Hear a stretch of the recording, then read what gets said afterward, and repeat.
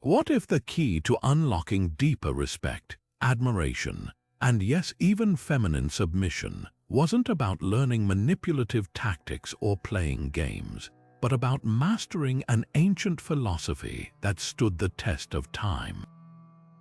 Imagine a man who moves through the world with unshakable confidence, not because he's chasing validation, but because he's rooted in something far more powerful: Stoic wisdom. This isn't about domination or control. It's about embodying a presence so grounded, so authentically masculine, that it naturally draws others toward him like a magnet. And here's the truth most men miss: that kind of energy isn't inherited, it's cultivated. For centuries, Stoicism has been the quiet foundation of history's most respected leaders, from Marcus Aurelius to Theodore Roosevelt. But its principles aren't just for ruling empires or enduring hardship, they're the secret blueprint for becoming the kind of man women can't help but admire. Think about it: when a man is emotionally unshakable, when his sense of worth comes from within, when he's unfazed by chaos or criticism, he doesn't just command respect, he inspires devotion.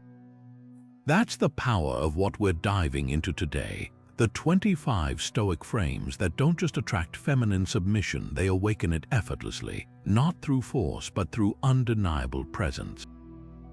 This isn't about suppressing emotions or wearing a mask of indifference. Real Stoicism is about clarity, purpose, and a quiet strength that doesn't need to announce itself. It's the man who stays composed when others panic, who leads not with demands but with calm authority, who knows his value so deeply that he never scrambles for approval. And that's exactly what makes him magnetic. Over the next 25 frames, you'll discover how to embody this energy in every interaction, from the way you hold eye contact to the way you handle rejection. Because feminine submission isn't about control, it's about being the kind of man a woman willingly chooses to follow, and that journey starts right here. The first frame, the unbreakable calm, isn't just about keeping a straight face when things go wrong. It's about radiating a stillness so deep that it becomes contagious. Picture Marcus Aurelius, one of history's most powerful men, starting each day with a simple ritual, sitting in quiet reflection, preparing himself mentally for whatever chaos the empire might throw at him. He didn't do this to suppress his emotions, but to master them. Because when a man can face adversity without flinching, when his energy doesn't waver under pressure, he communicates something primal to those around him, especially to women. It says, "I am the rock," not because he's pretending, but because he's done the inner work. This isn't about being emotionless, it's about emotional sovereignty. Think of the last time you saw a man lose his cool. Maybe he was rattled by a rude comment, or he panicked when plans fell apart. Now contrast that with a man who meets the same chaos with a slow breath, a steady gaze, and deliberate action. Which one feels more like a leader? Which one would you trust to navigate a storm? Women are wired to sense this distinction on a subconscious level. They're drawn to the man whose calm isn't performative but ingrained, because that calm isn't just absence of noise, it's presence of strength. Here's how to cultivate it. Start with the Stoic morning ritual. Before the day's demands hijack your focus, take 5 minutes to anchor yourself. Ask, what challenges might arise today? How will I meet them with clarity, not reactivity? This isn't pessimism, it's preparation. It's the difference between being caught off guard and being unshakable.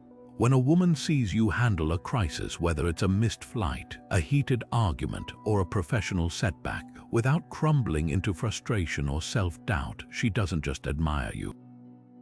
She feels something deeper: safety, trust, a quiet longing to lean into that stability. Because in a world of men who crumble under pressure, the man who stands firm doesn't just attract attention, he commands reverence.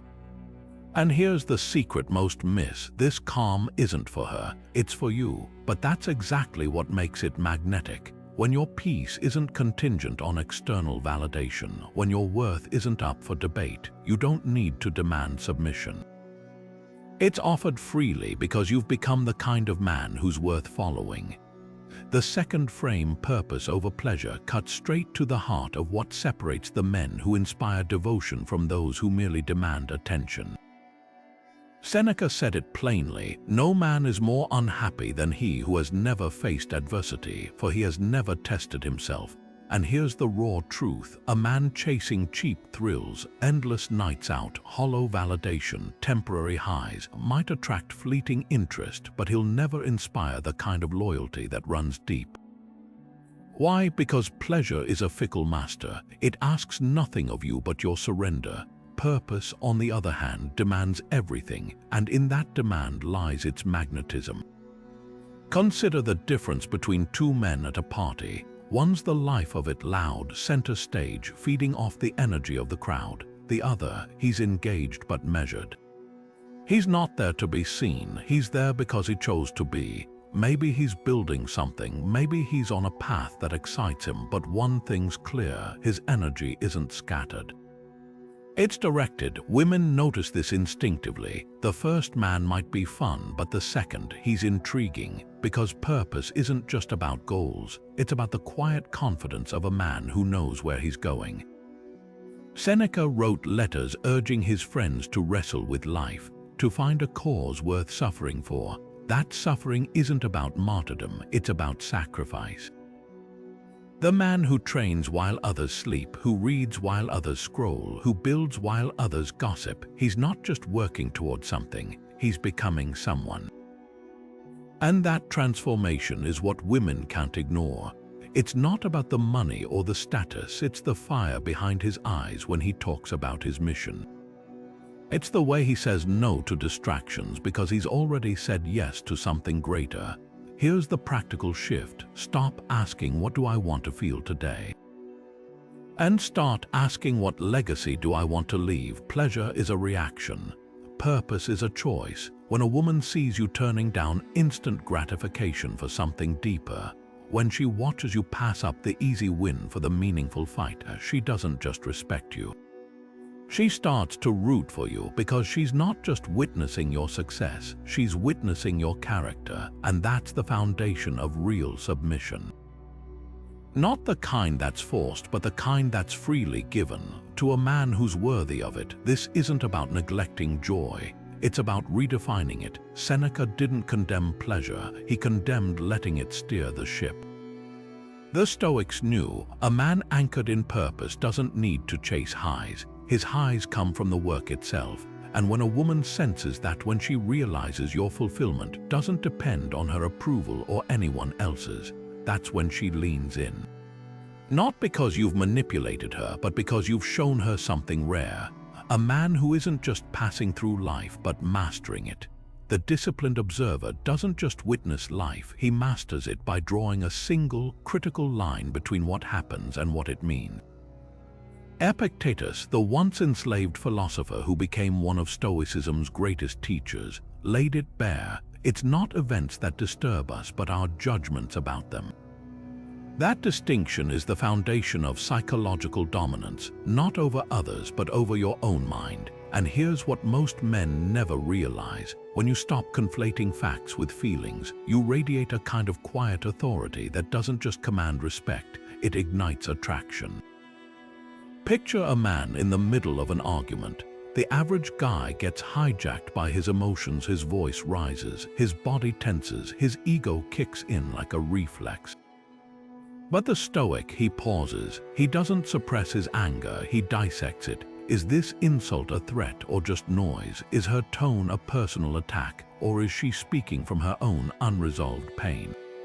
That moment of observation, that split second where he chooses not to react but to understand, is where real power lies. Because when a woman sees you process conflict without crumbling or escalating, she doesn't just see control. She sees depth. She sees a man who isn't easily thrown off course, and that's catnip to the feminine psyche. Epictetus trained his students to play a mental game. Imagine every event as a blank slate, neutral until you assign it weight. Someone cuts you off in traffic. That's just a car changing lanes until you decide it's a personal insult. a woman tests you with a sharp comment. It's just words until you interpret them as a challenge to your worth. The magic happens when you stop handing over your emotional reins to external triggers. A man who observes first and judges never isn't cold or detached, he's selective. He knows which battles deserve his energy and which are just background noise, and that discernment, it's irresistible. Here's how to practice it. Next time tension arises, hit the mental pause button. Ask yourself, what's the raw fact here, separate from my story about it? If she's distant, that's just her behavior. Your mind decides whether it's a rejection or a sign she's had a bad day. This isn't about dismissing emotions, it's about deciding which ones serve you. Because when a woman senses that your peace isn't at the mercy of her moods or life's chaos, she doesn't just admire you, she submits to the stability you offer. Not out of obligation, but because you've shown her something rare, a man who isn't ruled by the world, but who moves through it with unshakable clarity. The Stoics called this prohersis, the space between stimulus and response where your freedom lives. Master that space and you master the art of attraction. Because submission isn't won by force, it's earned by being the calm in her storm. There's a moment that defines every man's character, not when he's winning, but when he's undeniably at fault. The Stoics called this owning your actions, and it's the fourth frame of masculine magnetism. Imagine two men, one deflects blame with excuses, the other stands tall and says, "This was my mistake. Here's how I'll fix it." The difference isn't just maturity, it's mastery. Because accountability isn't about admitting weakness, it's about demonstrating strength so unshakable that it transforms failure into respect. Take Cato the Younger, the Roman senator who famously opposed Julius Caesar. When his political strategy failed, he didn't spin the narrative or scapegoat his allies. He stood before the Senate and acknowledged his miscalculations with zero theatrics. That kind of ownership didn't diminish his authority, it cemented it. Women react to this same energy today. When a man can say, "I messed up," without crumbling into self-pity or deflecting with defensiveness, he signals something primal. I don't need to be perfect to be powerful. And that's the paradox. The more comfortable you are owning your flaws, the more trust you inspire. This isn't about self-flagellation. Stoic accountability is clinical, not emotional. Marcus Aurelius wrote, "The blamer blames, the thief steals, but their actions don't define you unless you let them." When a woman tests you, maybe she calls out a broken promise or a thoughtless comment, the weak man withers or retaliates. The Stoic, he listens. He might say, "You're right, that wasn't my best." No groveling, no ego, just a quiet acknowledgement that speaks louder than any apology. That's the alchemy of ownership. It turns tension into trust, because submission isn't about blind obedience. It's about willingly following a man who's brave enough to face his own shadows. Here's the practice. Next time you're confronted, pause before your ego reacts. Ask, is there truth here? Not to punish yourself, but to evolve.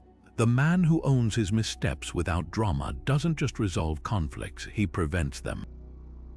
Women don't expect perfection, they crave honesty, and when they see you navigate failure with grace, they don't just forgive, they lean in. Because a man who takes responsibility isn't just admitting fault, he's proving he's capable of growth. And that's the bedrock of devotion.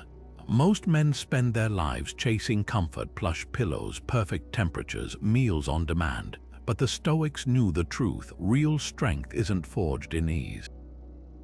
It's carved out in the moments you choose discomfort voluntarily.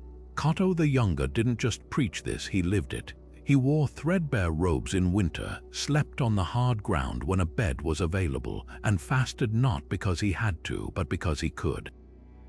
This wasn't performance, it was training, because a man who conditions himself to endure hardship without complaint doesn't just build resilience.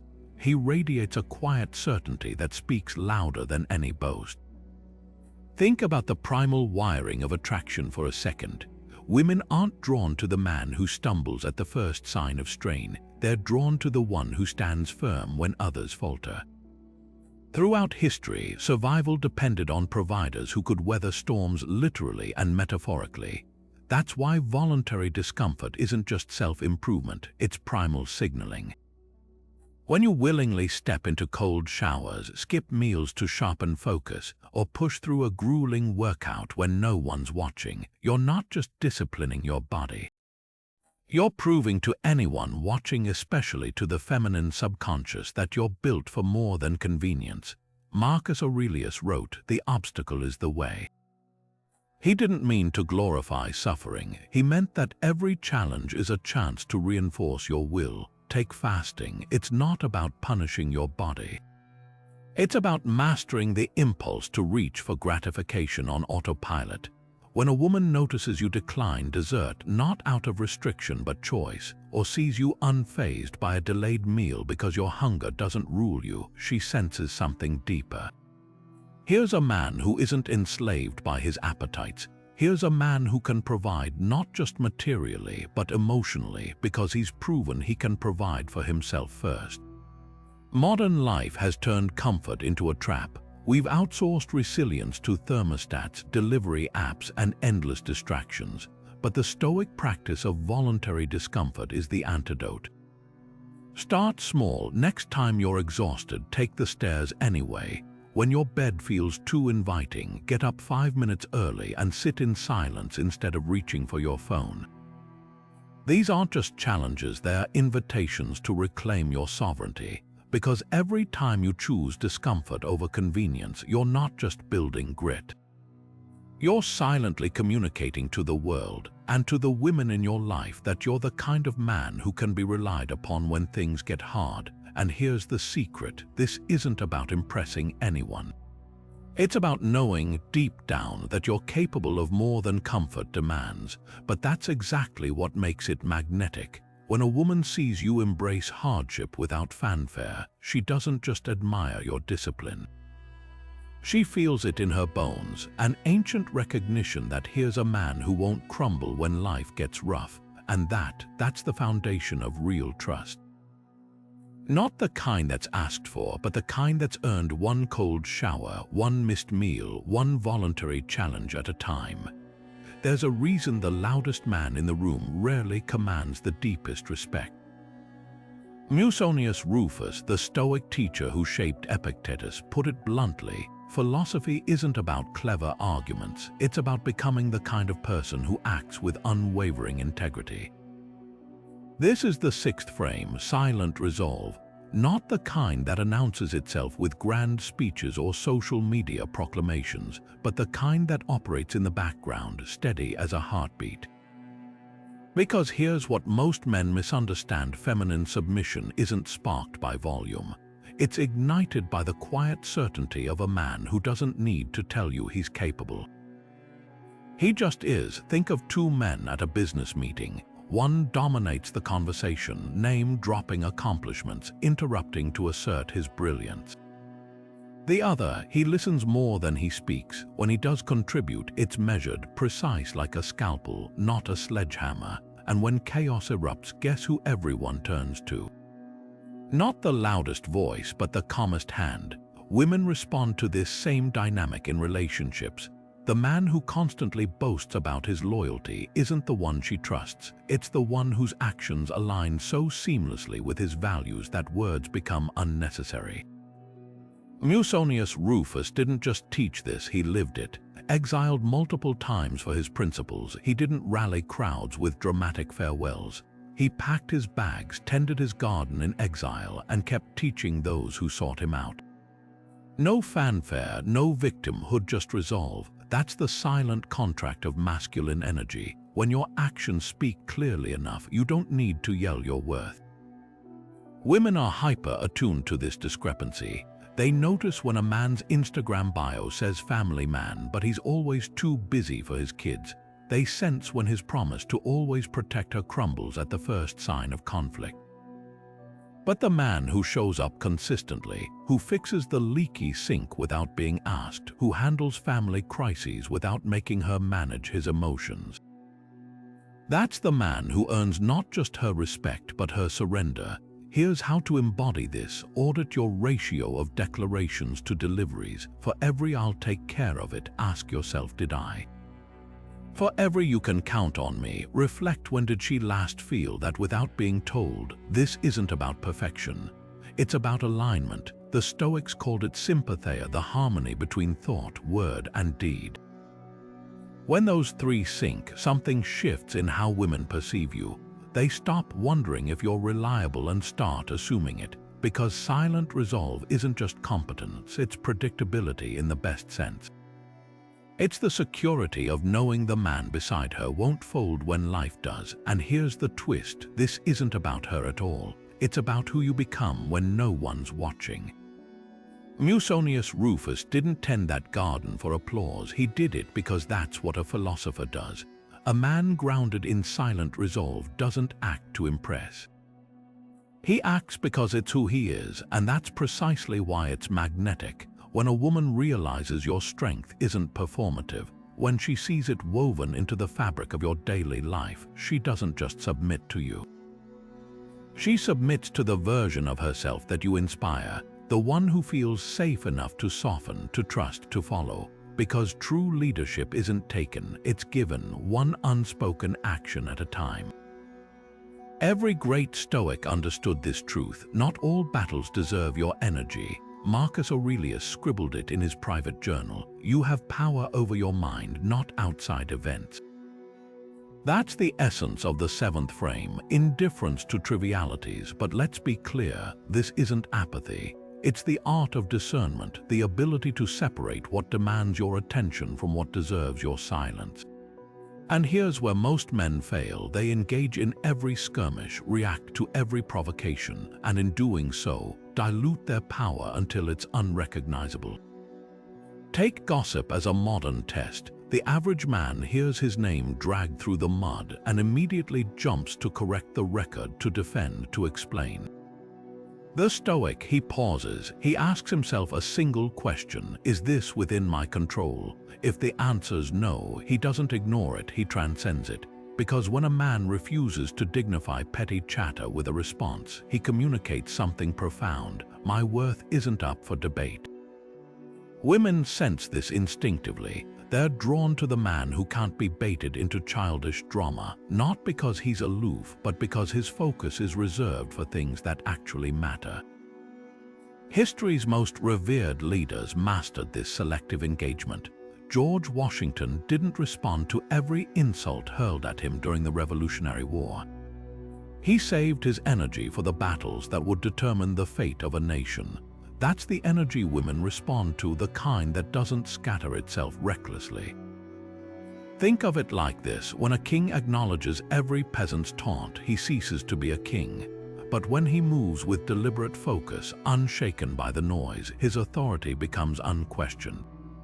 Modern life is no different. The coworker who needles you, the ex who badmouths you, the stranger who cuts you off in traffic, they're all tests. Every time you choose not to react, you're not losing.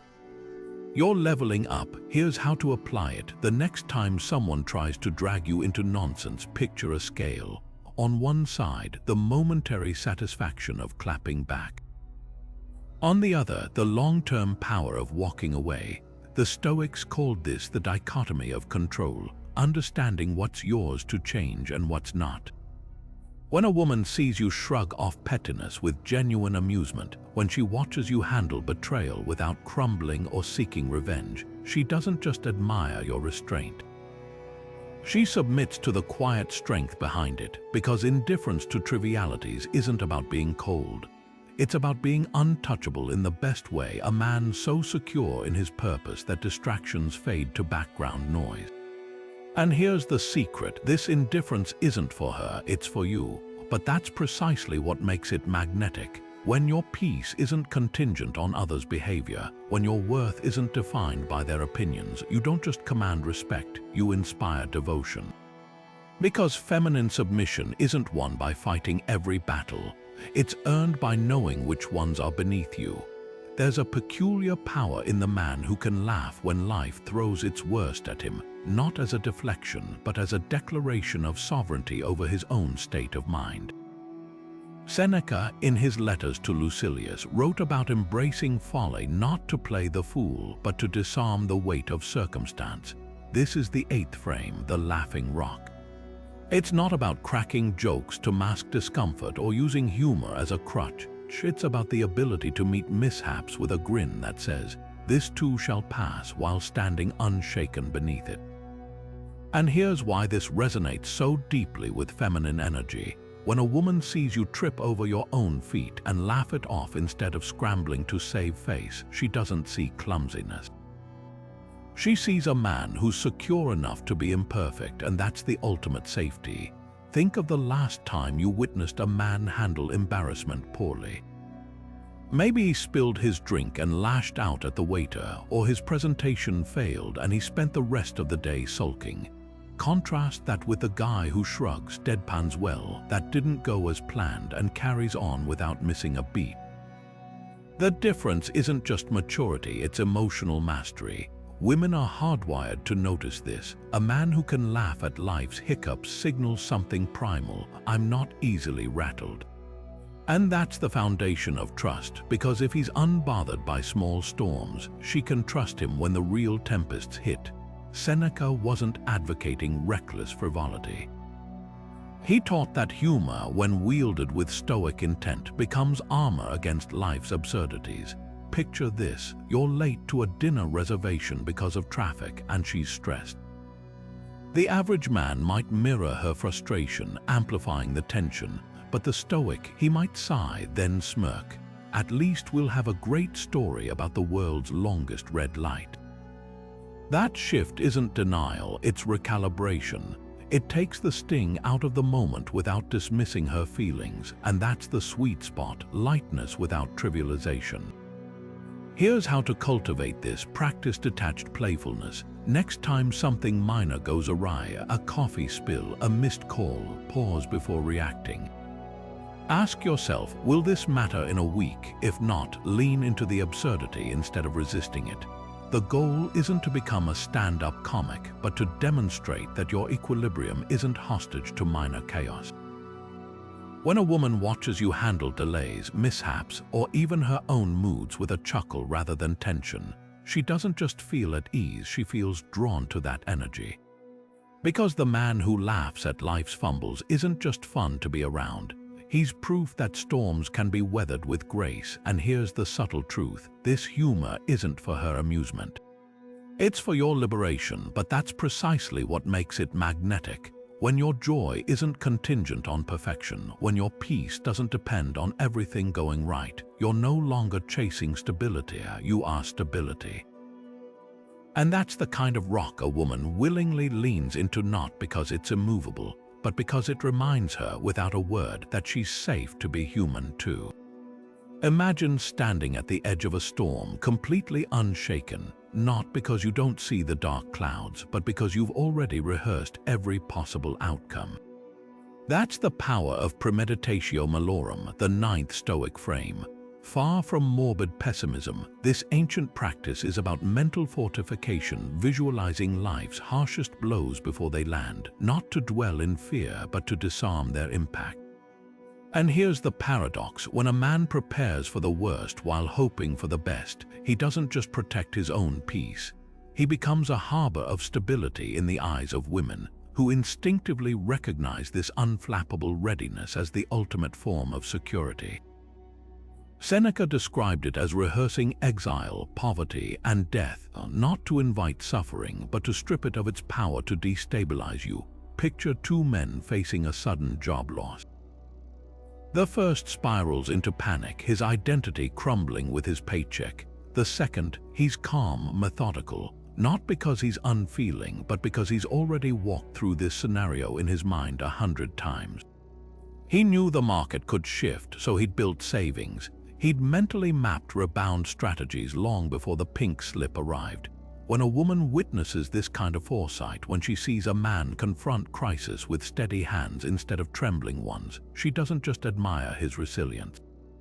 She feels something deeper, the primal pull toward a partner who won't collapse when life does. This isn't about imagining disasters to feed anxiety.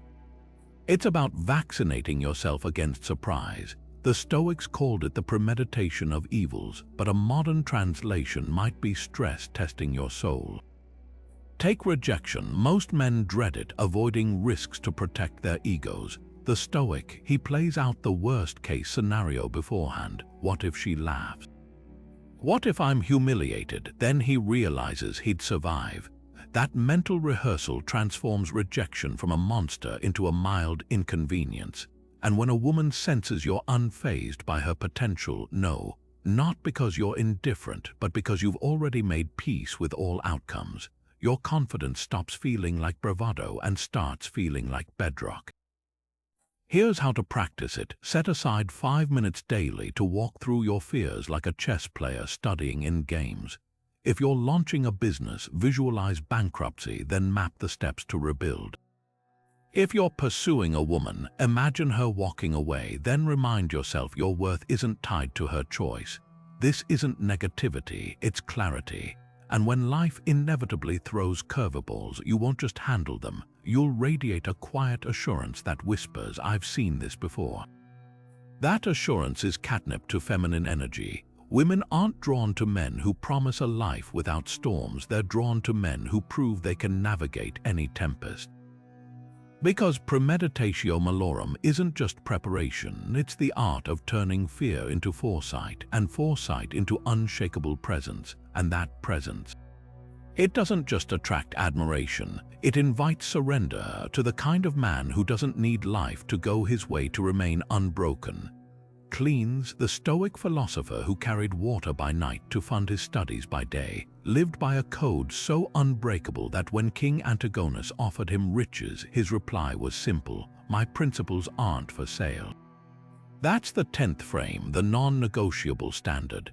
Not the rigid stubbornness of a man who refuses to adapt, but the unwavering clarity of a man who knows exactly where his lines are drawn.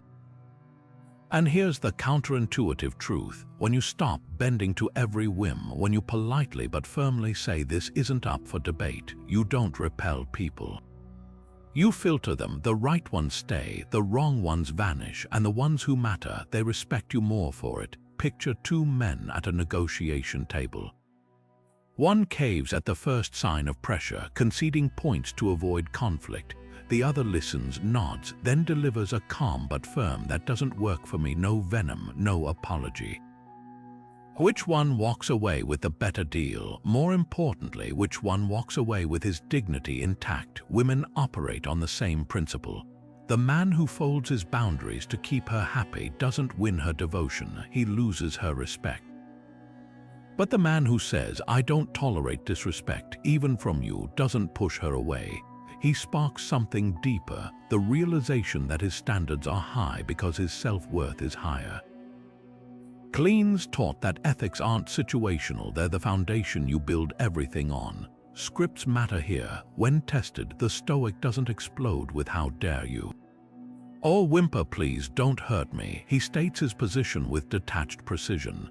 "If you continue this, I'll have to step away." No heat, no bargaining. Just fact. That's the language of a man who doesn't negotiate with his own values. And here's what women notice: the absence of anger isn't weakness. It's proof your boundaries aren't emotional reactions, they're ironclad policies. Here's how to embody this. First, define your non-negotiables. The behaviors you'll never tolerate, the compromises you'll never make. Then rehearse the scripts. When she flakes last minute, "I respect my time too much to be an afterthought." When she pushes for a commitment you're not ready for, "I move at my own pace, take it or leave it." The key isn't harshness, but inevitability. Like a boulder in a river, you don't shout at the water to change direction. You simply stand unmoved and the current flows around you. The magic lies in what happens next. Women don't resent men with standards, they compete for them, because a man who won't debase himself for attention is the rarest kind. He's the one who makes her think, "If I want him, I'll have to rise to his level." And that's the alchemy of the non-negotiable standard. It doesn't demand submission. It inspires it, not through force, but through the quiet gravity of a man who knows his own worth. There's an ancient Stoic exercise that most men avoid like the plague, not because it's complicated, but because it confronts them with an uncomfortable truth: you are already dying. The 11th frame, temporal awareness, isn't about morbid obsession with the end. It's about waking up to the raw urgency of life. Memento mori, remember death, wasn't created to depress you. It was designed to activate you, and here's what women sense instantly. A man who lives with death over his shoulder doesn't waste time on trivialities. He burns with a passionate intensity that pulls feminine devotion like gravity. Picture two men at a cafe. One scrolls mindlessly, killing time between notifications. The other leans into conversation like it's his last, eyes locked, fully present, laughing with his whole chest. The difference isn't just energy, it's aliveness. Women aren't drawn to the man who treats life like an endless buffet where he can always go back for seconds. They're drawn to the one who acts like every bite might be his last. Because that man doesn't just exist, he owns his moments, and ownership is the ultimate aphrodisiac. Marcus Aurelius wrote, "You could leave life right now." He didn't say it to scare himself, he said it to focus himself. When you internalize that today could literally be your finale, something shifts. You stop postponing hard conversations. You stop tolerating lukewarm relationships. You stop waiting for someday to chase what matters. That's the secret behind temporal awareness. It doesn't just make you more productive. It makes you more magnetic, because a man who moves through the world like his days are numbered doesn't need to beg for attention. His presence alone becomes a silent challenge. Are you living or just waiting to die? History's most legendary lovers understood this. Casanova didn't seduce with cheesy lines. He seduced by making every woman feel like the only person in the room, because for him, in that moment, she was. He wasn't faking focus, he was practicing memento mori without naming it. Every glance, every touch, every whispered word carried weight because he knew nothing was guaranteed. That's the power women respond to, not the illusion of endless time, but the reverence for fleeting moments. Here's how to embody it. Start your day with a 5-second ritual. Close your eyes and whisper, "This day could be my last masterpiece. How will I make it count?" Then live like you mean it. When you're with her, put the phone away, not as a performative gesture, but because you genuinely refuse to half-ass your own life. When opportunity knocks, stop overanalyzing and act not recklessly, but with the quiet certainty of a man who knows hesitation is a luxury he can't afford. The paradox: the more you accept mortality, the more alive you become. And that aliveness is what women surrender to, not because you demanded it, but because you earned it by refusing to waste the one currency none of us can replenish: time. When she sees you cherish moments instead of kill them, when she feels your undivided attention like a rare gift, she doesn't just admire you. She submits to the man who reminds her, without saying a word, that life's too short for anything less than fire.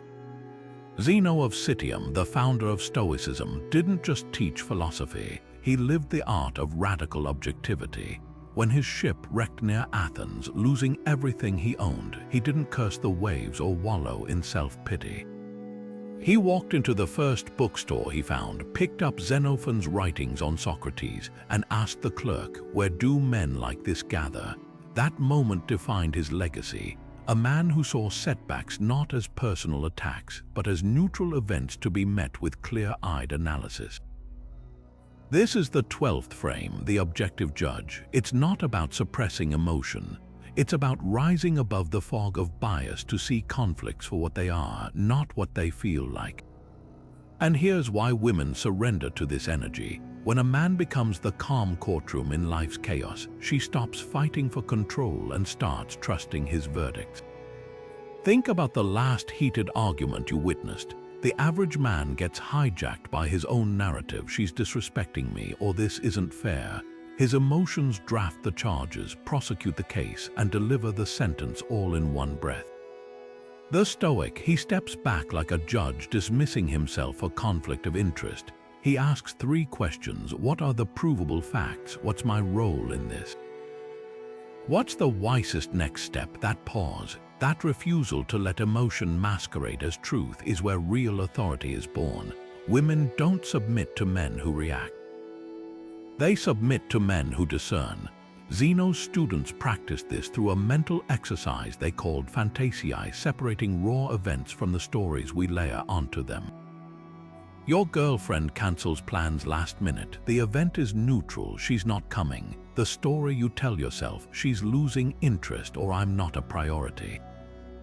The Stoic doesn't deny the sting, he interrogates it. Is there evidence this means more than a busy schedule? Could she be overwhelmed, not indifferent? This isn't naivete, it's intellectual honesty, and when a woman sees you respond to her actions with this level of fairness, when she realizes you're not the type to spin her bad day into a personal slight, she doesn't just feel heard.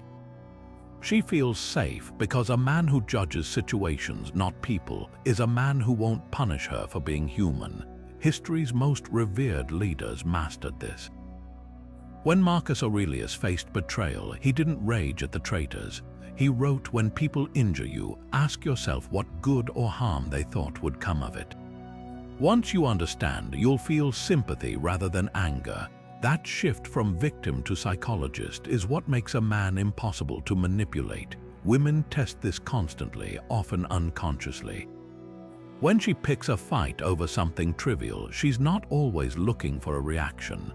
Sometimes she's checking to see if you'll confuse her storm with yours.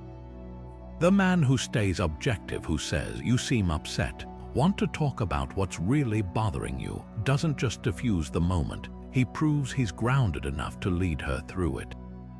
Here's how to train this muscle. Next time conflict arises, physically pause. Imagine you're a third-party observer reviewing the facts. List them aloud if needed. Fact 1, she raised her voice. Fact 2, she's stressed about work. Fact 3, I feel dismissed. Then ask, what's the most generous interpretation of her behavior? Not to excuse toxicity, but to ensure your response targets the real issue, not your ego's caricature of it. Over time, this stops being an exercise and starts being your instinct. And that's when the dynamic shifts, because feminine submission isn't about bowing to a dictator.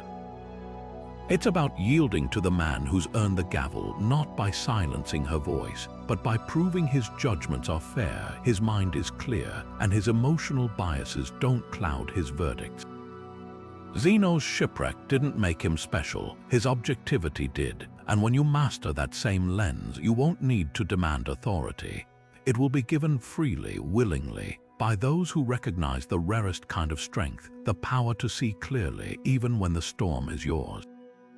Marcus Aurelius didn't rule Rome from the chaos of the Senate floor. He ruled from the quiet of his private quarters, where he carved out moments of uninterrupted reflection. This is the 13th frame, sovereign space, not the cold withdrawal of a man who disconnects to punish, but the intentional retreat of a man who understands solitude isn't loneliness, it's the furnace where his sovereignty is forged. And here's the paradox women instinctively grasp. The more a man values his own company, the more magnetic he becomes in theirs. Think of two men in a relationship. One texts constantly, panics when she doesn't reply immediately, molds his schedule to hers without a second thought. The other, he's present when they're together but disappears into his craft, his studies, his silence, not as a manipulative tactic, but because his inner world demands cultivation. Which one does she find herself thinking about when he's gone? Not the one who's always there, but the one whose absence reminds her he's whole without her. That's the power of sovereign space. It doesn't push her away. It pulls her in by revealing a man who isn't desperate for her orbit. The Stoics weren't hermits. They were leaders, husbands, fathers, but they all practiced deliberate solitude. Seneca wrote letters from his countryside exile, not lamenting his isolation, but savoring it. How much better to heal yourself in private than to wound yourself in public. That's the key distinction. Sovereign space isn't about neglecting connection. It's about honoring the inner sanctum where your principles crystallize. When a woman senses you choose solitude, that your silence isn't punishment but self-respect, she doesn't feel abandoned. she feels challenged, because a man who withdraws to deepen his resolve isn't playing hard to get. He is hard to reach not by her, but by anything that would dilute his essence. Here's how to practice it. Carve out non-negotiable windows where you're unreachable, not to provoke her curiosity, but to reaffirm your own autonomy. Maybe it's an hour each morning spent reading in silence, or a weekend hike without your phone. The goal isn't to vanish mysteriously, but to demonstrate through action that your peace isn't negotiable.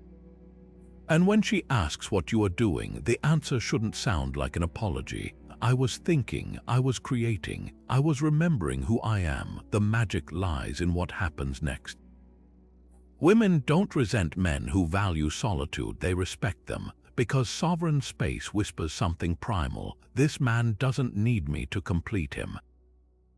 And that's the ultimate provocation. Not indifference, but the quiet confidence of a man who knows his worth isn't determined by her presence or her absence.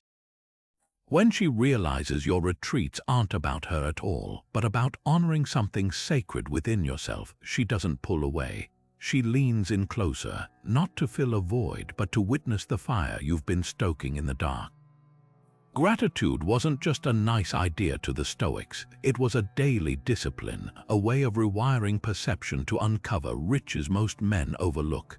The 14th frame, the gratitude anchor, transforms ordinary moments into silent ceremonies of acknowledgement.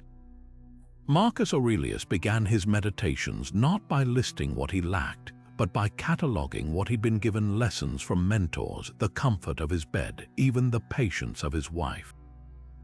This wasn't naive positivity, it was strategic reverence, and here's the unexpected twist. When a man learns to cherish the small offerings, her attempt at a meal, the way she remembers his coffee order, he doesn't just create warmth. He architects a psychological space where her submission isn't obligation, but joyful reciprocity. Consider the contrast between two men at dinner. One barely glances up from his phone as she sets the plate down, grunting a half-hearted thanks between bites.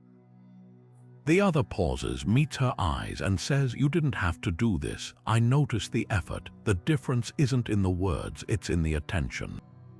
Women don't just crave appreciation, they're starved for specificity.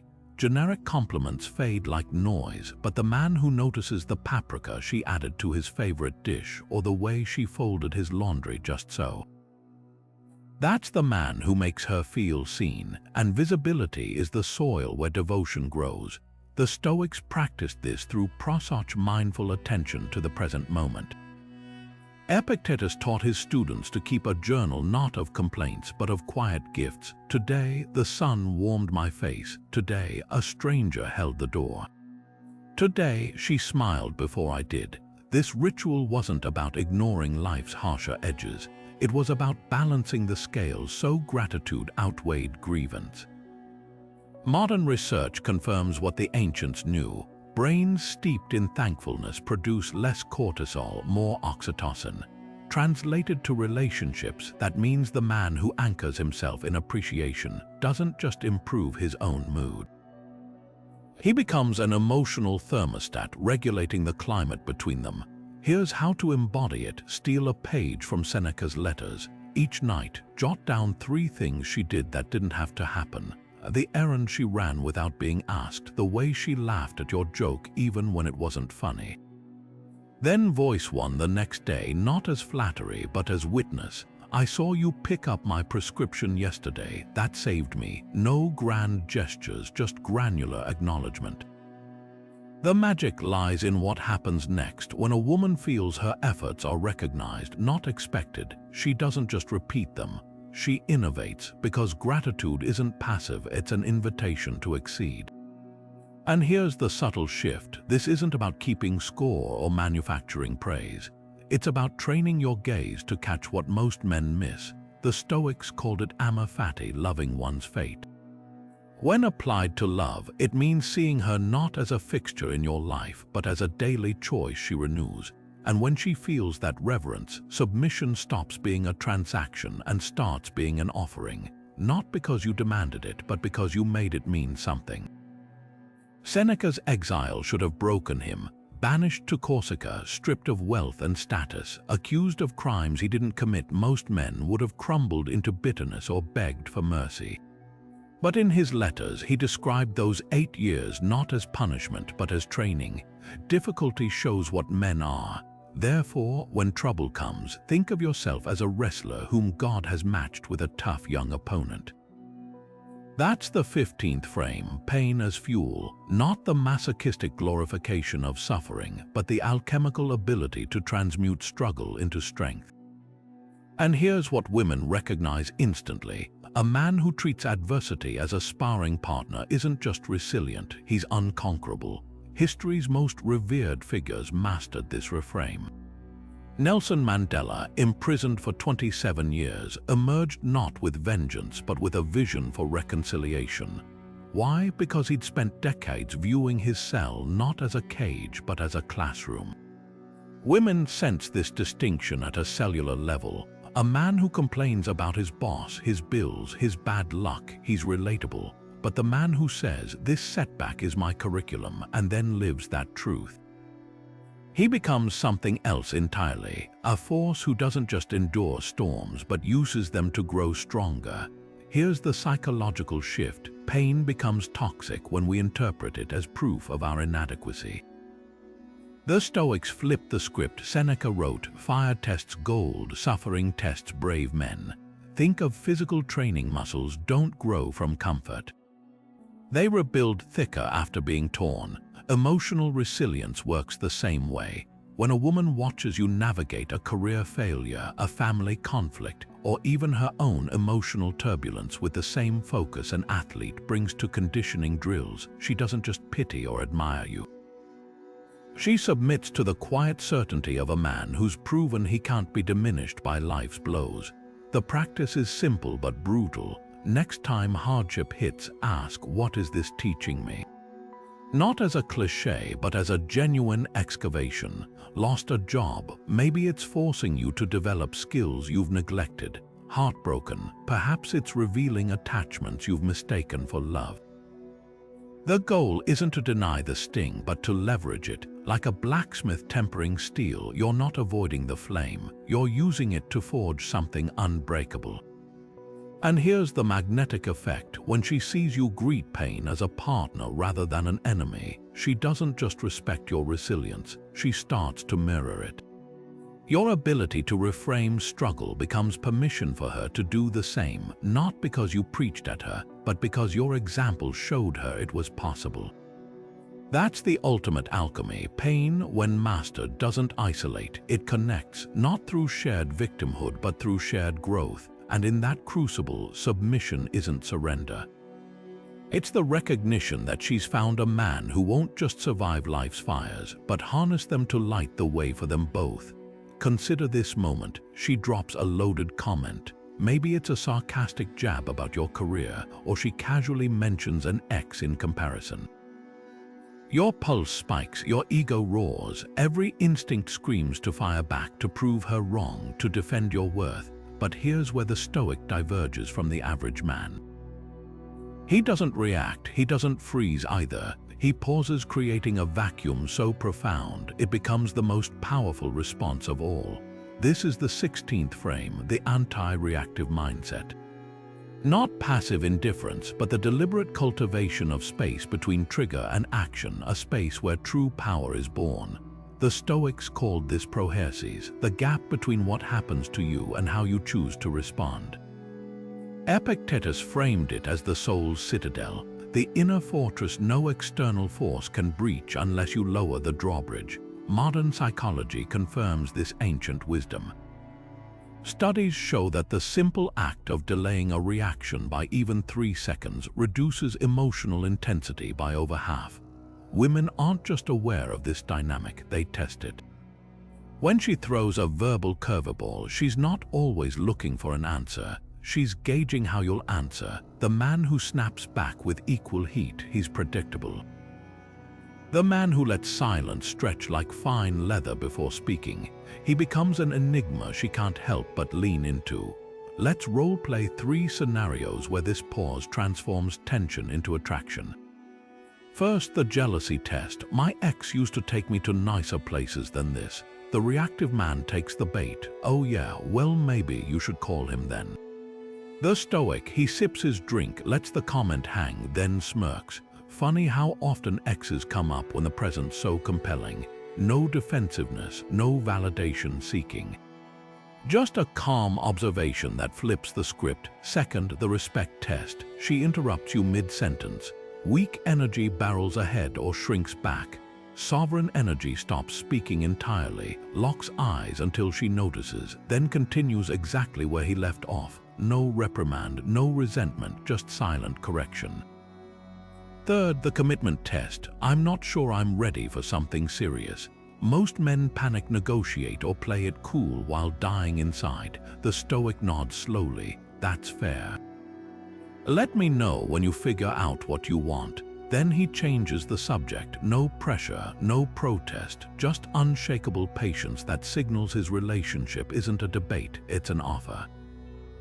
This isn't about manipulation, it's about mastery. Marcus Aurelius journaled daily about the power of the pause, how withholding immediate judgment allowed him to respond from wisdom, not wounding. When a woman senses your reactions are measured choices rather than reflexive impulses, she stops testing and starts investing. Because the anti-reactive mindset doesn't just command respect, it whispers something primal. This man cannot be rushed, rattled, or reeled in. And that's the ultimate provocation, not because you're withholding, but because you're whole. Here's the training drill. Next time friction arises, physically step back. Literally, take one slow breath while counting your heartbeat. 3 seconds, 5 if you can. In that space, ask, does this demand a response or just my awareness? Over time, the pause becomes your default, not as a tactic, but as your temperament. And that's when the dynamic shifts. Submission isn't extracted through force. It's inspired through the quiet confidence of a man who knows his worth isn't up for negotiation, especially not on someone else's timeline. There's a hidden magnetism in the man who doesn't cling, not to outcomes, not to people, not even to his own expectations. The Stoics called this amor fati, the art of loving fate, whatever it brings. Picture two men facing rejection. One crumbles into neediness, scrambling to convince her she's wrong. The other, he nods, thanks her for her honesty, and walks away with the same ease as if she'd handed him a coffee. That ease isn't indifference, it's sovereignty. And here's the paradox women can't ignore. The less you need a particular result, the more power you wield to create it. Consider the ancient Stoic exercise of premeditatio malorum, imagining worst-case scenarios, not to fear them, but to disarm their sting. Apply this to dating. What if she leaves? The weak man panics at the thought, clinging tighter. The Stoic, he pre-rehearses the breakup, not masochistically, but methodically. I'll grieve, then rebuild. My worth isn't tied to her choice. That mental preparation isn't pessimism, it's liberation. When a woman senses your happiness isn't hostage to her presence, she doesn't feel taken for granted. She feels challenged because a man who's already at peace with losing her is the one she's least tempted to test. Marcus Aurelius wrote, "The cucumber is bitter. Throw it away, there are brambles in the path, go around them." That's the essence of outcome detachment, not resignation, but fluidity. Think of a job interview. The candidate, desperate for approval, sweats through his shirt, fumbles answers, and repels the panel. The one who's already mentally prepared to walk away, he's relaxed, articulate, magnetic. Romance operates on the same principle. The man who texts "need to see you tonight" reeks of scarcity. The one who says "I'm free Thursday if you'd like to join me" radiates abundance. Not because he's playing games, but because he's genuinely equally content either way. Here's how to practice this. Next time you're awaiting her reply or decision, catch yourself fantasizing about the perfect outcome. Then deliberately counter it, and if the opposite happens, walk through the steps, not with dread, but with calm pragmatism. I'll delete her number, hit the gym, reconnect with friends. This mental rehearsal doesn't attract negativity, it neutralizes desperation. Women smell neediness like blood in water, but the man who's already made peace with any outcome, he's the one they swim toward. The magic of amor fati lies in its simplicity. You don't have to like every outcome. Just refuse to let any of them break you. When she sees you handle rejection with the same grace as acceptance, when she realizes your confidence isn't a performance contingent on her applause, that's when the dynamic flips. Submission isn't extracted from fear of loss. It's inspired by the quiet revelation that here's a man who's already free, and that freedom makes him irresistible. The 18th frame isn't about shrinking into the background. It's about distilling your presence into something so potent that every gesture, every word carries weight. Think of Marcus Aurelius moving through the Roman court, never hurried, never superfluous, each motion deliberate as a chess piece. That's the power of minimalist presence. When a man pares down his movements to only what's essential, when he replaces nervous fidgeting with stillness, he doesn't just occupy space, he commands it. And here's what women can't ignore. The less you scramble to fill silence, the more she'll lean in to do it for you. Consider two men at a bar. One taps his fingers, shifts his weight, laughs too loudly at his own jokes. His energy spills everywhere like an overfilled glass. The other, he sits with his shoulders relaxed, his nods measured, his smiles earned rather than given away. He's not aloof, he's selective, and that selectivity becomes a vacuum pulling her closer. Women are biologically wired to mirror energy. When you radiate calm containment, her nervous system sinks to yours. The Stoics called this eustathia, steady composure. It's not rigidity, it's the art of making stillness dynamic. Body language is just the start. Minimalist presence extends to speech. Zeno taught that words should be, like coins, rare and valuable. Picture a man who answers questions with precision, not rambling, who listens more than he speaks, not because he's shy, but because he's curious. When she asks about his job, he doesn't dump his resume, he offers a single intriguing detail. I build bridges. The kind that outlast storms. Then he lets the silence stretch, forcing her to bridge the gap. That tension isn't manipulation, it's invitation. The magic lies in subtraction. Most men think attraction is about adding more compliments, more stories, more validation. The Stoic knows it's about stripping away the unnecessary until only potency remains. Practice this next conversation. Give yourself a 3-sentence limit per response. Notice how it forces clarity. Watch how she leans in to catch every word when they're no longer cheap. And here's the secret: minimalist presence isn't about her at all. It's about the quiet confidence of a man who knows his worth isn't measured in airtime. But that's precisely what makes it magnetic. When she realizes your silence isn't emptiness but depth, when she senses your movements aren't hesitant but intentional, she doesn't just notice you. She studies you, because the man who speaks sparingly and moves purposefully isn't just communicating, he's leaving room for her imagination to write the rest. And nothing is more seductive than the unwritten story. Imagine wielding influence so profound that even an emperor, brutal, volatile Nero, sat at your feet to absorb wisdom. Seneca, the Stoic philosopher, didn't control his pupil, he illuminated paths, knowing true mentorship isn't about dominance but direction. This is the 19th frame, the mentor's touch. Not the heavy hand of a dictator dictating her every move, but the steady presence of a man who helps her navigate storms because he's charted the stars. And here's the paradox women instinctively respond to. The less you try to fix her, the more she'll seek your guidance. Seneca's letters to Nero reveal the art of influence without force. When the young ruler lashed out, Seneca didn't scold or grovel. He posed questions. What kind of leader do you wish to be remembered as? Planting seeds for reflection rather than demanding compliance. Apply this to relationships. When she's overwhelmed by career choices, don't hand her a roadmap. Ask, what version of yourself feels most alive when you imagine your ideal day? That's mentor energy, the kind that doesn't diminish her autonomy but sharpens her discernment. Women don't submit to men who infantilize them. They surrender to those who help them hear their own wisdom louder. History's greatest mentors shared one trait they taught through being, not preaching. Epictetus, born a slave, drew students from across Rome not with lectures but by embodying resilience. When she watches you handle setbacks with curiosity rather than victimhood, let's see what this teaches me. You're not just modeling Stoicism, you're offering an unspoken invitation. You can approach life this way too. That's how mentorship ignites submission. It's not about positioning yourself as her savior, but as a living example of what's possible. Here's how to structure guidance without suffocating her growth.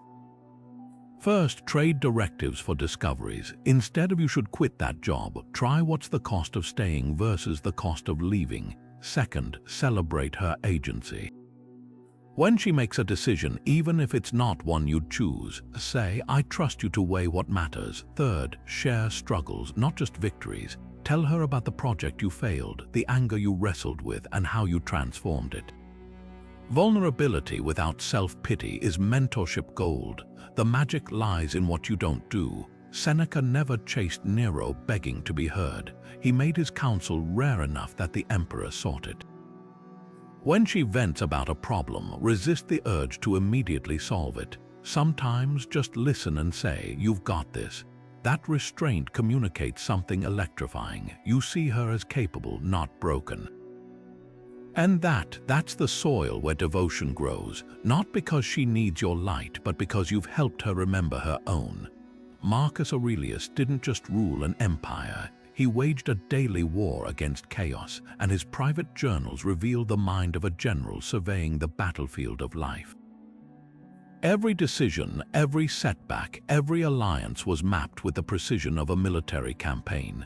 This is the 20th frame, the war frame. Not the aggression of a man who fights every skirmish, but the strategic patience of one who knows which hills are worth dying on, and which are better left unconquered. And here's the battlefield truth women recognize instantly. A man who plans his life like a campaign doesn't just lead her, he makes her want to follow. Think of two men facing a relationship crisis. One reacts impulsively, text bombardments, emotional ultimatums, scorched earth arguments. The other, he retreats to his mental war room. He assesses the terrain. What's the real objective here? What's the cost of escalation? What's the most efficient path to victory? Then he acts not out of emotion but tactics.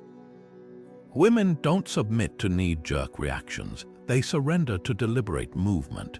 When she watches you handle conflict like a general rather than a foot soldier, when she sees you trade shouting matches for silent, calculated maneuvers, she doesn't just feel angry.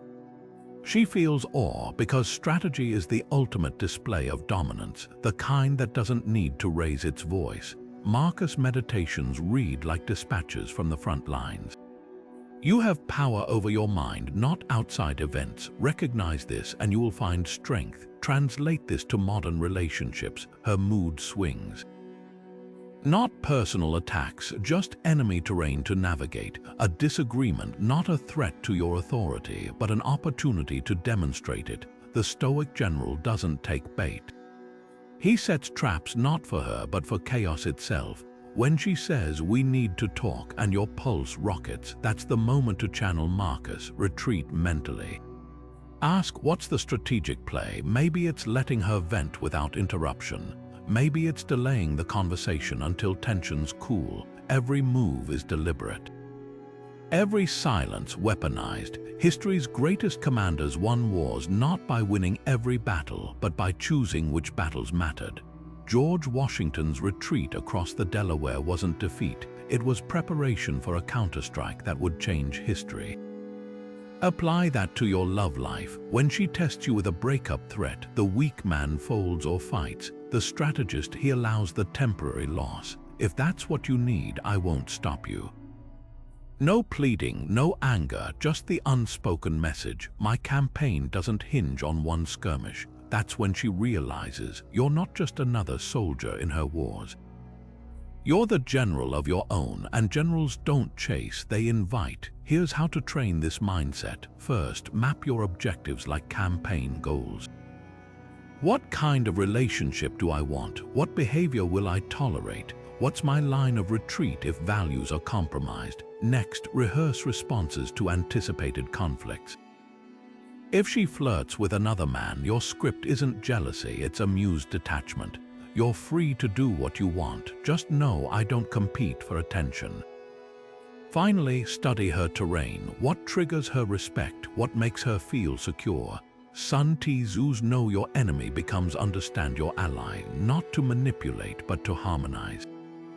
The magic lies in what happens when she senses your strategic depth. Women don't submit to men who are reactionary. They submit to men who are prepared. Not because you've planned every conversation, but because you've mastered the art of maneuvering through emotional chaos without losing sight of the mission. And that mission isn't control, it's clarity, the kind that makes her feel deep in her bones that with you, she's not just loved, she's led. And that's the ultimate surrender, not of her will, but of her doubt. Because a woman who trusts your strategy will follow you through every storm, not out of obligation, but because you've proven the path you're carving is worth walking. The Stoics didn't preach austerity because they hated pleasure. They practiced it because they discovered a hidden truth. The man who convinces himself he needs nothing becomes the one who attracts everything. This is the 21st frame, the abundance paradox. Not the flashy, loud abundance of a man who flaunts his options, but the quiet, unshakable kind that comes from knowing, deep in your bones, that you're already whole. And here's the twist women can't ignore. When she senses your contentment isn't contingent on her presence, that's when she fights to stay in it. Picture two men at a dinner date. One hangs on her every word, laughs too eagerly at her jokes, his energy screaming, "Please pick me." The other, he's engaged but relaxed, enjoying the meal as much as the company, completely at ease with the possibility that this might be their last conversation. That ease isn't indifference, it's fullness. Women don't just notice this distinction, they're wired to respond to it, because a man who radiates abundance doesn't just suggest he has options, he proves he doesn't need them. And that's the ultimate provocation. Marcus Aurelius wrote, "He who lives in harmony with himself lives in harmony with the universe." Translate this to attraction. When you stop scrambling to prove your worth, you stop giving her the power to define it. Think of Diogenes, the philosopher who lived in a barrel. When Alexander the Great offered him anything he desired, Diogenes simply replied, "Step aside, you're blocking my sun."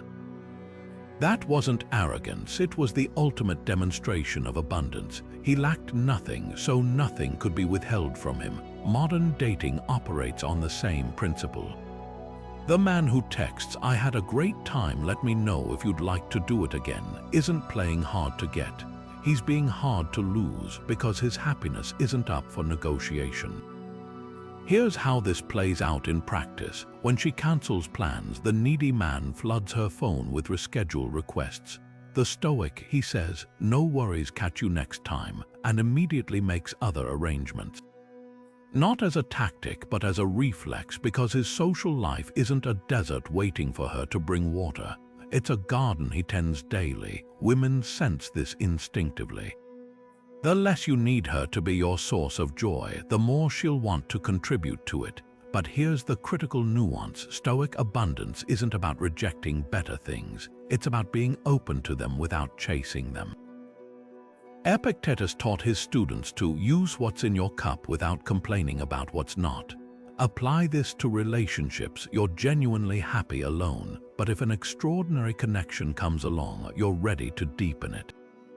That balance, contentment without complacency, is what sparks the fear of loss in her, not because you've threatened to leave, but because you've shown her you could. The training is simple but profound. Start each morning with a mental inventory. I have a body that moves, a mind that creates, a life that's mine. When you catch yourself fantasizing about her validation, counter it. What if I never receive it?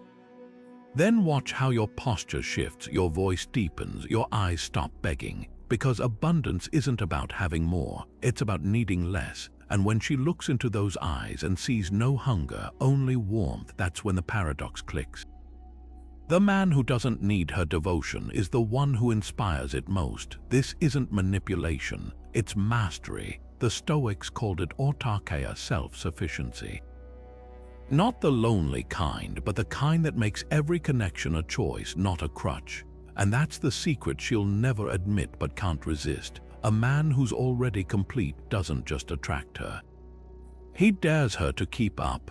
Justice in Stoicism isn't about keeping score or demanding fairness for yourself. It's about becoming the living embodiment of fairness, even when it costs you. The 22nd frame, the justice compass, isn't a weapon to wield against others.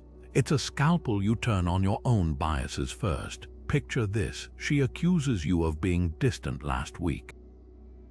The average man reflexively counters with her own flaws. Well, you were busy too. The Stoic, he pauses.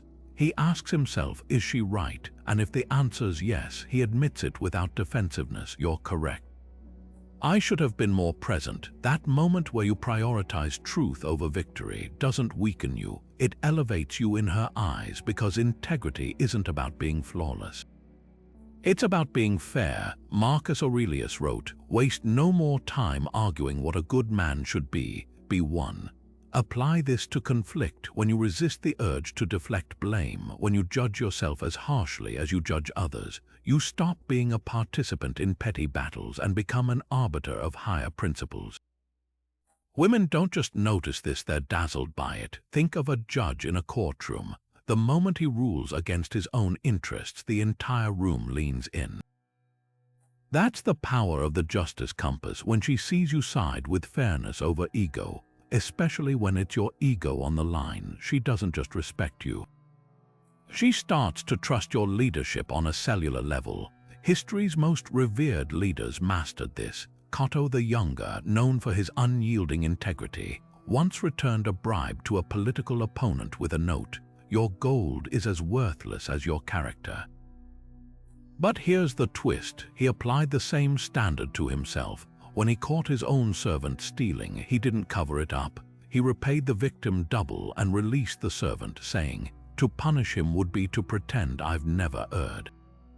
That's the kind of fairness that doesn't just command respect, it transforms relationships. When a woman watches you hold yourself to the same rules you expect from her, when she sees you apologize not because you're weak but because you're just, something shifts.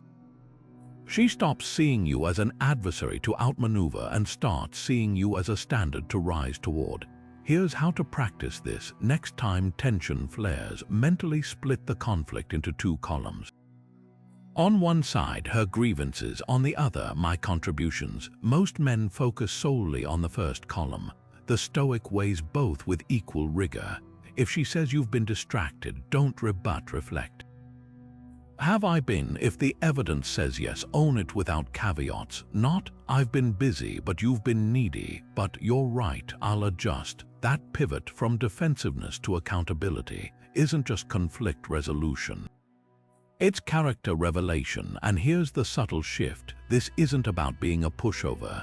Stoic fairness includes holding her accountable too, not with anger, but with calm precision. If she breaks a promise, you don't erupt or excuse it. You state the breach plainly. You said you'd call. When you don't, it makes trust harder. No ultimatums. No venom, just facts delivered with the impartiality of a judge who knows justice isn't personal. That balance, holding yourself and her to the same standard, creates a gravitational pull. Because the justice compass doesn't demand submission.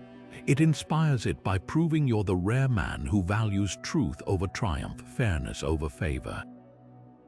The magic lies in what happens next. When she realizes your fairness isn't a tactic but a temperament, when she sees you'd rather lose an argument than compromise your integrity, she doesn't just comply with your boundaries. She adopts them, not because you forced her, but because you've shown her what true strength looks like. The courage to be impartial, even when the verdict goes against you. There's a moment when every man faces a choice: let anger burn unchecked, or harness its fire to forge something stronger. Musonius Rufus, the Stoic teacher who turned exile into a classroom, called this emotional alchemy, the art of transmuting raw frustration into focused action. Picture this: she comes home stressed, snapping at you over trivial things.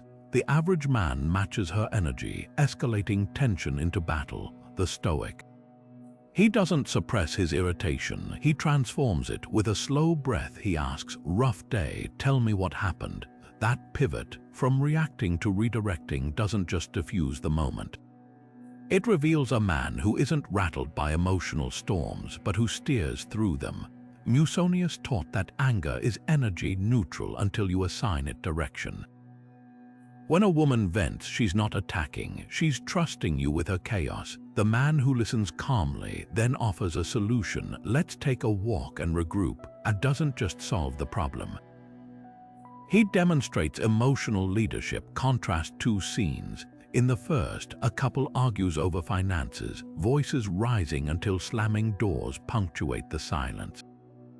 In the second, he notices her clenched jaw, pauses the debate, and says, "We're both stressed, let's revisit this after dinner." That split-second alchemy, turning conflict into collaboration, is what separates tempers from leaders. History's greatest Stoics practiced this daily. Seneca wrote, "Anger is like falling onto a sword. You punish yourself with the very weapon you wield." Apply this to relationships. When she criticizes you unfairly, the reflex is to counterattack. The Stoic alternative: Step 1. Name the emotion silently. "I feel disrespected." Step 2. Channel it. "How can I address this without escalating?" Step 3. Act. "I hear your frustration, but let's keep this productive." That triad, acknowledge, redirect, engage, isn't passive. It's strategic. Women don't submit to men who mirror their chaos. They surrender to those who anchor it. Here's the alchemy in practice. She accuses you of neglecting her. Instead of defending, validate. "You're right, I've been distracted." Then pivot. "What's one thing I could do tonight to make you feel prioritized?" That shift from accusation to collaboration doesn't just resolve the fight. It elevates you in her eyes, because emotional alchemy isn't about avoiding conflict. It's about proving you can transmute it into connection. The deepest magic lies in what you don't do. Musonius warned against emotional drunkenness, letting feelings hijack reason. When she's irrational, the weak man either caves or confronts. The alchemist, he remains the non-anxious presence. Think of a lighthouse during a squall. It doesn't scream at the waves to calm down. It stands firm, offering direction. That's the energy women crave. Not a man who eliminates storms, but one who navigates them with unshakable clarity. And here's the paradox: by mastering your own emotions, you give her permission to feel hers. When she sees you handle her outbursts with patience, not as a doormat, but as a guide, something primal clicks. Safety isn't the absence of conflict. It's the presence of someone who won't crumble beneath it. That's the alchemy of devotion. Not by demanding calm, but by being the calm, you awaken her willingness to follow. Not because she must, but because she's seen what you can weather together. Cato the Younger didn't just preach Stoic principles, he bled them. When Julius Caesar's victory became inevitable, Cato chose suicide over surrender, not as an act of despair, but as the ultimate demonstration of a truth most men fear to face: there are lines that cannot be uncrossed. This is the 24th frame death ground commitment. Not the reckless bravado of a man who threatens to leave at every slight, but the quiet, unshakable certainty of one who will walk away if his dignity is compromised. And here's the paradox women can't ignore. The man who proves he's willing to lose her is the one she'll fight hardest to keep. Consider the modern equivalent. She pushes a boundary. Maybe she publicly humiliates you or tests your resolve with a half-hearted ultimatum. The weak man negotiates, bends, begs for another chance. The Stoic, he doesn't rage, he doesn't plead, he simply acts. Maybe it's gathering his keys without a word. Maybe it's blocking her number after the third disrespectful text. The message isn't delivered with theatrics, it's written in the stillness of his movement. This ends now. That's death ground energy, the kind that doesn't bluff. And when a woman realizes your boundaries aren't flexible, she doesn't resent them. She respects them because they mirror something primal in her own wiring. Cato's suicide wasn't about Caesar's victory. It was about his own sovereignty. He refused to live under a tyrant's rule, not because he feared death, but because he revered his principles more than breath itself. Translate that to relationships. The man who says, "I'd rather be alone than tolerate disrespect," isn't issuing a threat. He's stating a fact, and that fact changes her. Think of a lioness watching her mate defend their territory. She doesn't intervene, she observes. If he falters, her instinct whispers, "Weak Jane Poole." But if he stands firm, that's the moment she chooses him, not because he demanded it, but because he earned it. Here's where most men fail. They confuse death-ground commitment with anger or punishment. The Stoic doesn't walk away to hurt her. He walks away because staying would diminish him. When George Washington's troops were freezing at Valley Forge, he didn't rally them with promises of comfort.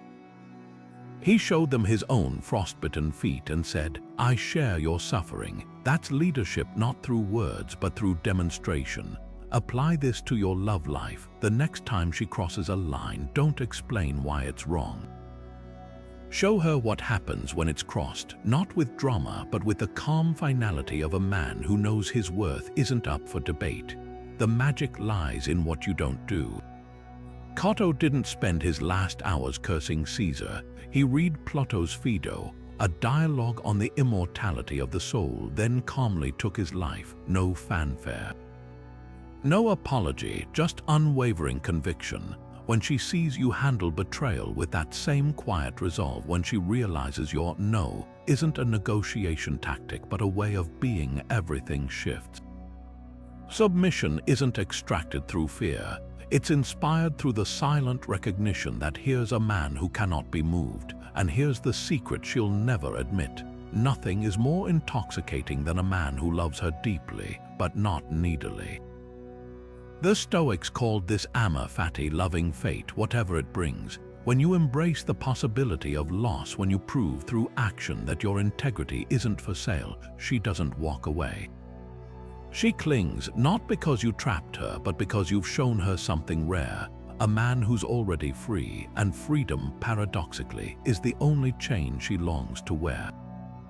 The final frame isn't about chasing admiration or molding yourself into someone else's ideal. It's about crafting a life so undeniably significant that devotion becomes the inevitable consequence, not the goal.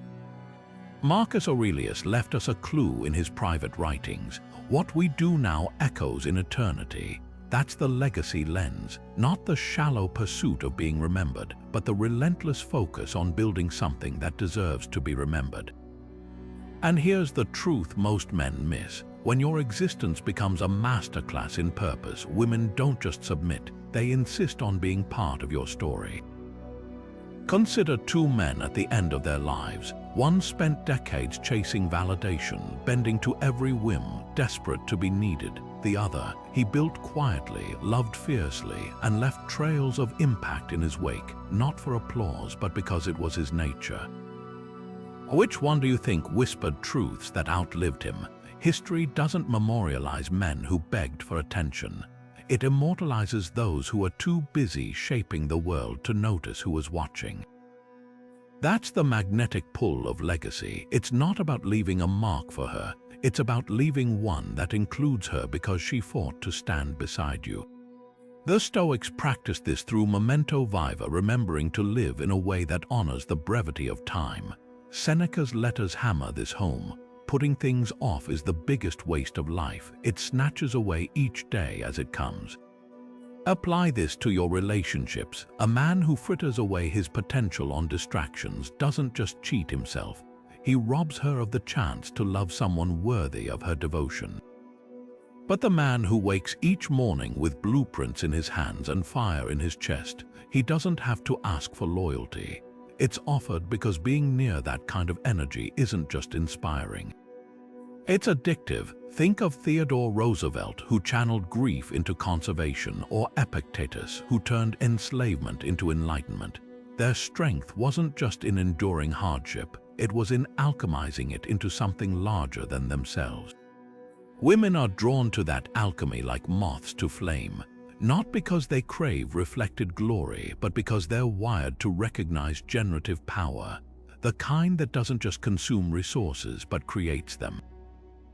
When she sees you pour your soul into your craft, when she watches you mentor others without expectation, when she realizes your ambition isn't ego but errand, something shifts.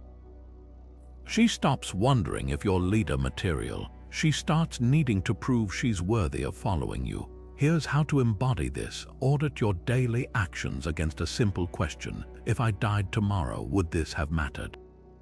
Not in grandeur, but in ripple effects. That extra hour scrolling, probably not. The handwritten note to your nephew, the volunteer shift at the shelter, the business you're building to employ others. Those echo, and when she notices your default mode isn't consumption but contribution, her respect isn't a choice. It's a reflex. The paradox: legacy building isn't about her at all. It's about what you owe yourself, the unfulfilled potential only you can uncork. But that's precisely what makes it magnetic. Women don't surrender to men who live for them. They surrender to men who live beyond them, because the legacy lens doesn't just focus on what you leave behind, it sharpens what you inspire in others now. And when she feels the weight of your purpose, when she realizes submission isn't about bending to your will, but joining your orbit, that's when the real magic happens. Not because you demanded it, but because you earned it, one meaningful day at a time. What you've just uncovered isn't a set of manipulative tricks or shortcuts to control. It's the blueprint for becoming the kind of man who doesn't need to demand submission because he naturally commands it. These 25 Stoic frames don't force feminine energy to bow, they awaken it. They don't rely on fear or dominance, they operate on something far more powerful: respect. When a man cultivates unshakable calm, anchors himself in purpose, and wields emotional alchemy like a sculptor shaping marble, he doesn't just attract women, he transforms the very dynamic between them. Think of it like gravity. The earth doesn't beg objects to fall toward it. Its sheer mass creates an irresistible pull. That's the effect these principles have when embodied fully. A man who's mastered the art of silent resolve, who turns pain into fuel, and who holds himself to a death-ground standard doesn't just ask for devotion, he becomes the kind of man women want to devote themselves to. Not because he's flawless, but because he's reliable. Not because he's perfect, but because he's progressing. And that distinction between performance and presence is where true magnetism lies. History's most revered leaders understood this. Marcus Aurelius didn't rule Rome by shouting orders. He led by embodying virtues so consistently that others chose to follow.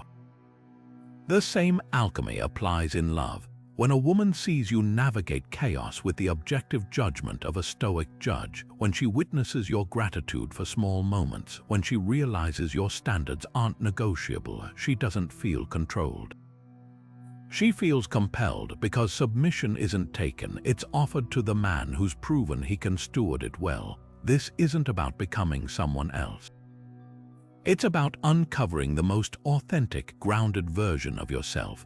The one who doesn't crumble under pressure, who doesn't chase validation, who doesn't fear loss because he's already free.